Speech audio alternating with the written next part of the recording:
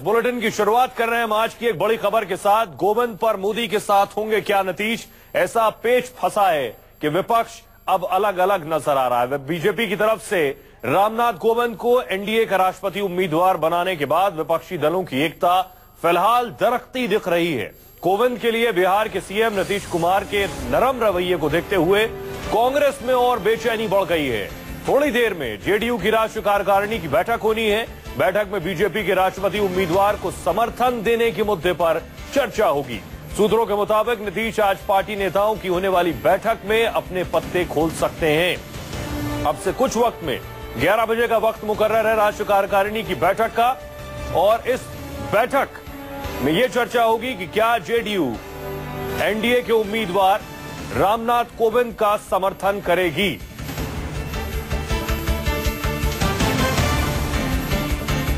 JDU नेता नवल शर्मा हमारे साथ जुड़ रहे हैं।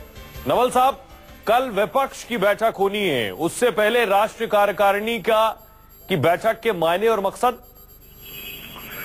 देखिए, राष्ट्रपति का चुनाव एक बेहद ही संवेदनशील मसला है। माननीय रामनाथ कोविंद जी की व्यक्तिगत सच्चरित्रता और शुचिता और बिहार सरकार के साथ उनके आदर्श संबंधों के आधार पर माननीय नीतीश कुमार जी ने उनके साथ शिष्टाचार मुलाकात की। अब चूंकि राष्ट्रपति पद के साथ कई तरह की संवैधानिक मर्यादाएं जुड़ी होती हैं, कई तरह के तकनीकी पहलू जुड़े होते हैं, तो ऐसे महत्वपूर्ण विषय पर यह आवश्यक हो जाता है कि पार्टी की राष्ट्रीय कार्यकारिणी में सारे पहलुओं की बारीकी से समीक्षा की जाए। तो इसी के आलोक में हमारी पार्टी के राष्ट्रीय कार्यकारिणी की बैठक बुलाई गई है, और कुछ ही समय के बाद हमारी पार्टी एक निश्चित निष्कर्ष पर पहुंच पाएगी। तब आपको कुछ जवाब देने की स्थिति में हम रहेंगे। क्या ये संभव है, और भले ही 1% हो, क्या यह संभव है कि जेडीयू विपक्ष यूपीए और एंटी बीजेपी पार्टी के कैंडिडेट के अगेंस्ट जाकर रामनाथ कोविंद को वोट करेगी? देखिए, ऐसा है कि राष्ट्रीय चीजों को देखने का हर एक पार्टी का अलग अलग नजरिया होता है।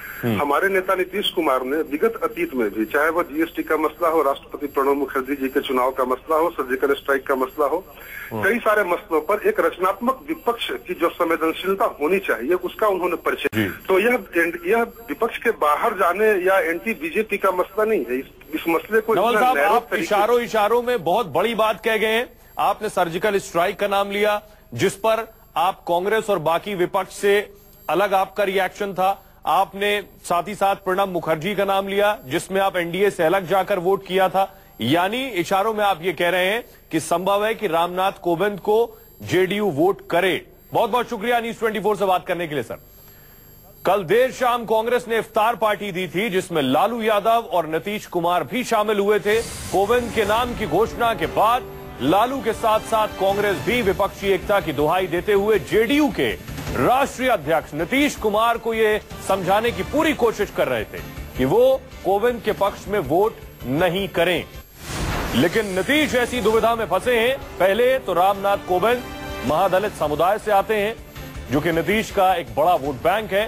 दूसरा, नीतीश का पक्ष ये रहा कि अब तक जितने प्रदेशों से ये खबर आई कि राजभवन राजनीति का अखाड़ा बना, वैसे हालात बिहार में नहीं बने, और अब तक ऐसा कुछ भी राजभवन से नहीं हुआ जिससे नीतीश परेशान हुए हों। ये कई वजह है। सोमवार को नीतीश कुमार ने रामनाथ कोविंद की सार्वजनिक तारीफ भी की थी, जिसके बाद ऐसे संकेत मिल रहे हैं कि वो एनडीए के राष्ट्रपति पद के उम्मीदवार के खिलाफ नहीं जाएंगे। सौरभ कुमार हमारे सहयोगी जुड़ रहे हैं। सौरभ, नवल शर्मा इशारों में जरूर कह रहे थे कि रामनाथ कोविंद के साथ वो जा सकते हैं, लेकिन आपको क्या लग रहा है? आप वहां मौजूद हैं पटना में, अंदर खाने से क्या जानकारी मिल रही है आपको, और आखिर इतना नरम रवैया क्यों? बिल्कुल सही। मैंने शुरू से ही संकेत दिया था, और जो सूत्रों के हवाले से जो खबर आ रही है कि नीतीश कुमार काफी नरम है, और नरम रवैया इसलिए है कि रामनाथ जो है वो 2 साल से बिहार के राज्यपाल थे, और कभी भी मुख्यमंत्री और राज्यपाल के बीच कोई भी कंट्रोवर्सी नहीं हुई, और अच्छे संबंध है रामनाथ कोविंद से नीतीश कुमार का। और इसी के तहत जिस समय अनाउंसमेंट हुआ रामनाथ कोविंद का नाम, उसके बाद नीतीश कुमार ने जाकर उनसे मुलाकात की, उन्हें बधाई दी, और बाहर आके मीडिया से उन्होंने बात भी की, और जिसमें उन्होंने कहा कि मैं पर्सनल लेवल पर रामनाथ कोविंद का बहुत इज्जत करता हूं, और मैं चाहता हूं कि वो राष्ट्रपति बने। उसके बाद उन्होंने न सिर्फ लालू प्रसाद यादव बल्कि सोनिया गांधी से भी वोट करने के लिए, यानी रामनाथ कोविंद को वोट करने के लिए उन्होंने बात भी की। लेकिन अकेले, चूंकि राष्ट्रीय अध्यक्ष है नीतीश कुमार, अकेले फैसला नहीं ले सकते हैं, इसीलिए उन्होंने आज राष्ट्रीय कार्यकारिणी की बैठक बुलाई है।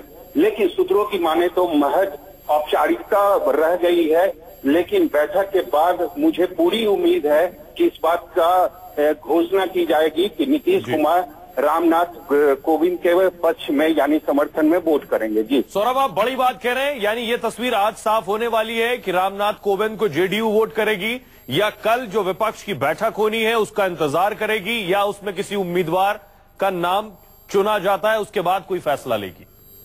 जी, मैं आपको बताना चाहूंगा कि कल कांग्रेस का इफ्तार पार्टी थे, गुलाम नबी आजाद भी वहां पहुंचे हुए थे और जिस तरीके से सभी मीडिया से बातें कर रहे थे, जिस तरीके से कांग्रेस ने कहा कि हम किसी भी हालत में रामनाथ कोविंद के साथ नहीं जाएंगे, जिस तरीके से आरजेडी के सुप्रीमो लालू प्रसाद यादव ने कहा कि हम विरोध करेंगे रामनाथ कोविंद का, लेकिन नीतीश कुमार बिना कुछ मीडिया से बात करते हुए वहां से निकल गए। तो कहीं ना कहीं कल रात में जो इफ्तार पार्टी थी वहां भी नीतीश कुमार का जो रवैया था वो काफी नरम दिख रहा था।